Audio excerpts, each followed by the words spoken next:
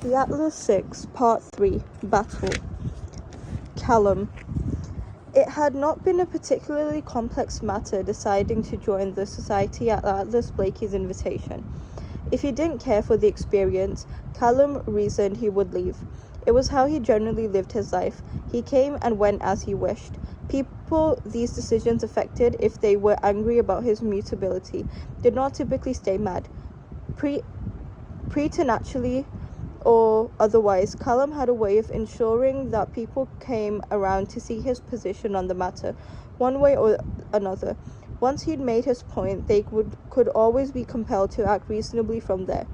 Callum had always been aware that word used for his specialty might be Hellenistic University of Magical Arts was not the right word. The manipulous subcategory of illusionist was more often applied to cases of physical specialities, people who could warp things, make them into something else. Water could be convinced to be wine in the hands or at least made to look and taste like it. One of the particularities about the study and reality of magic was that it only mattered in the end how things looked or tasted. What they meant to be or what they were at the start could be easily dismissed in favor of achieving the necessary result. But what the society appeared to know, what Atlas Blakey seemed to know, which others typically didn't, was that Callum's work was more accurately defined as a vigorous type of empath.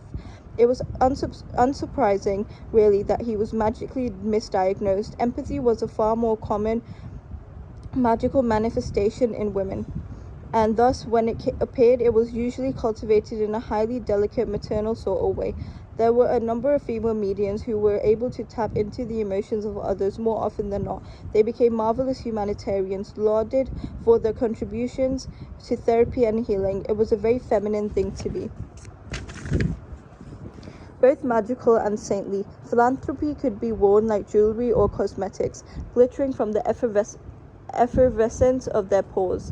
When the same skill set could be found in men, it was usually too diluted to be classified as magical. More often, it was considered an isolated personality trait. In the case of persuasion, a trait with the potential to achieve medium-level ability, labeled perhaps charisma by the non-magical, it would often be put aside in favor of the usual method of going about things, attendance at the most famous mortal university like Oxford or Harvard, for example, and then a prosperous mortal career from there. Occasionally these men went on to become CEOs, lawyers, or politicians. Sometimes they became tyrants, megalomaniacs, or dictators, in which case it was probably best their talents were unrealized. Magic, like most other forms of physical exertion, required proper training to wield properly or for any extended period of time. Had any of those men ever realized their neutral qualities was something they could refine, the world would have been far worse off than it was already. Naturally, there is an exception to every rule, which in this case was Callum. He was saved from any sort of global misbehavior, rather the world was saved by his lack of ambition, which paired with his love of finer things meant that he never aspired to world dominate, nor to anything even close. Always dangerous, the pairing of hunger with any skill of manipulation. It was an essential law of human behavior that when given the tools to do so, those born at the bottom will always try to claw their way to the top. Those born at the top, such as Callum, were usually less inclined to append things as they were. When their setting was already gilded or ornate, what could be the point of changing them? Thus, nothing had driven Callum to accept Atlas Blake's offer, but nothing had repelled him either. He might go through with the initiation, he might not. The society might impress him enough to stay, or it might not. It went without saying, at least, that the building housing the Alexandrian society was not especially impressive on its own. Callum came from money, which meant he had already seen wealth in a number of its natural forms: royal, aristocrat, capitalist, corrupt. The list went on into perpetuity.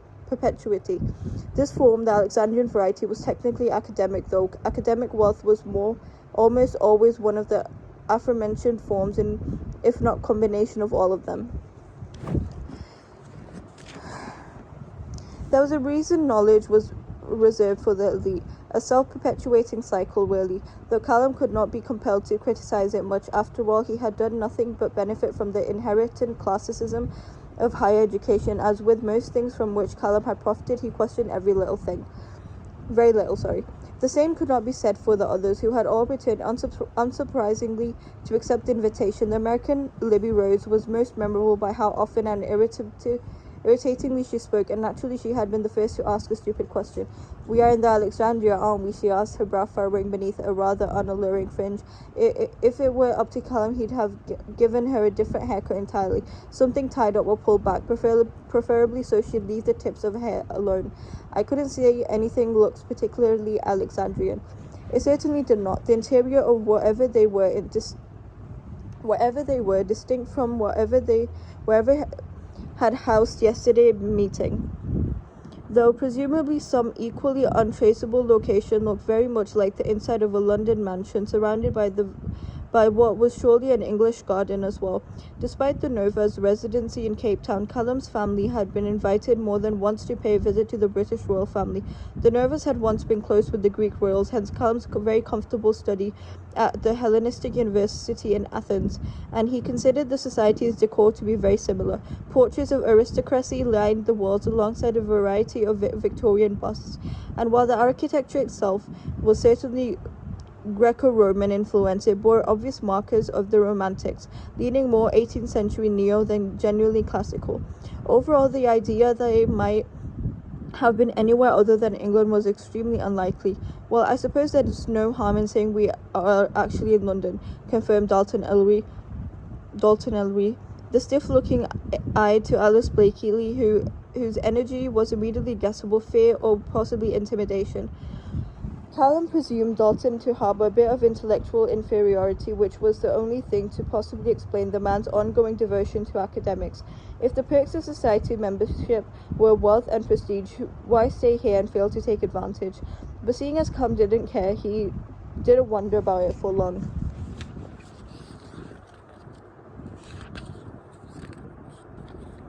Instead, he watched Tristan and Parissa, the only two interesting people who exchanged a rather secretive glance between themselves, while Libby, the fringed girl whose anxieties were so prickly and increasing they nearly set Callum's teeth on edge, frowned with confusion. But if this isn't the Library of Alexandria, then how? The society has changed into its physical location several times throughout history, Dalton explained. It was originally in Alexandria, of course, but was moved soon after to Rome, and then to Prague until the Napoleonic Wars, and ultimately arrived here around the Age of Exploration alongside the rest of imperialism's benefits. "That," muttered Nico, the Cuban young man who thankfully was not quite tall enough to be a threat to Callum's veneer impulses, "is the most British thing I've ever heard."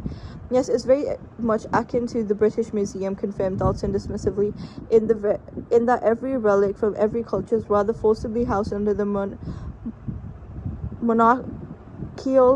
monarchical roof. "In any case," he continued, as if that had not been a highly brow-raising statement in itself, "there have been countless attempts to house it elsewhere, as one might expect. The Americans had a very strong argument for moving it to New York until 1941, and of course we all know what had happened then. Anyways, as I was saying, you'll be housed here," he said, turning the corner from the gallery to a corridor lined with doors. "Your names are indicated on the placards beside the doors. Your things have been deposited there for you. Once your tour is complete, you will all meet with Atlas and then proceed to dinner. The going is every evening at 7:30, he added. Your attendance every night is expected." Callum noticed that Tristan and Parissa had exchanged yet another conspiratorial glance. Did they know each other before today, as the two American trained students did? He paused for a moment to determine it, and then deduced no. They had not met any earlier than the others, though they had certainly met intimately since then. He felt a flare of frustration he never liked, not being among the first to make friends. "What exactly did a normal day look like?" Libby asked.